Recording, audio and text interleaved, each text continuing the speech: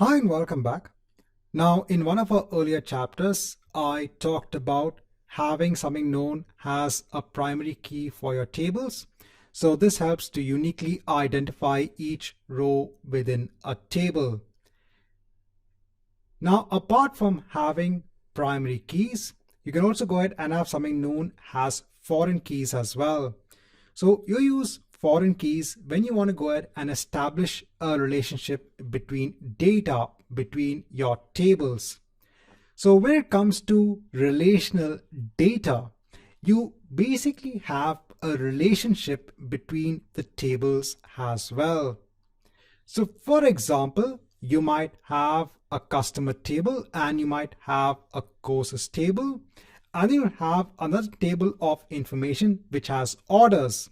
So when a customer places or purchases a particular course, you might have an orders table that has information about the order or the purchase the customer is performing. So over here, you'll actually go ahead and define a relationship between the tables. So this is basically part of the concept of normalization. So when, let's say, a customer needs to go ahead and purchase a course, instead of going ahead and putting the customer name and the course name in the orders table, you will actually go ahead and place what is the customer ID and the course ID. So over here, you are not trying to duplicate the data of customer name and the course name in the orders table. So this is a form of normalization of your data, wherein you are trying not to duplicate data within the tables. Instead, in order to represent data from other tables, you will go ahead and make use of this concept of foreign keys. So when it comes to your structured data, you would have relationships between tables. So over here, I am showing you the primary key that you have when it comes to your customer table. So that's your customer ID. You have your primary key when it comes to your courses table, that's known as the course ID. And then you will have the orders table. The orders table might have its own primary key that's known as the order ID. And then it will go ahead and reference, let's say, the customer table. So using the customer ID, and this is done via a foreign key. And over here, you'll go ahead and represent that relationship between the orders table and the customer table. And again, you will have different types of relationships between the tables. So for example, one customer can go ahead and place many orders. So you might have rows wherein you have the customer ID repeated multiple times for different courses.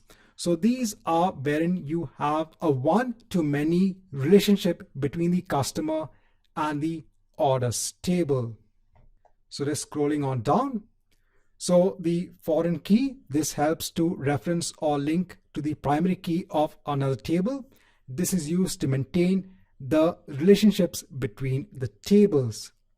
Now, some important notes when it comes to your relational data. So if you're using this sort of relation system for hosting your data, try not to have too many data structure changes onto your table. So what do I mean by that? So over here, you have a structure of your data. So over here, you have your primary key already defined. You have the primary key defined here, and you have your foreign keys defined here. So let's say if you want to go ahead and make changes onto the customer table. So over here, it will be difficult to go ahead and make changes. I'm not talking about the data. I'm talking about the columns of this customer table. So since there is already a relationship between this table and the orders table, trying to go ahead and let's say make a change onto the customer ID in terms of the format, or let's say in terms of the data type, is an issue because you already have a relationship with another table. So you might have data over here, which is referencing the data over here. So if you try to make changes onto, let's say, what is a structure of customer ID, it will have an impact on this current table. So try not to have data structure changes if you're going ahead and using relationships between your data when you're using a relational data system. Also, changes to the relationships itself between the tables need to be minimized. So when you already have a structure in place in terms of the relationships, try not to change them because this will go ahead and have an impact on your overall system. Right, so this marks the end of this chapter, wherein I just want to talk more on relationships between tables in a relational data store.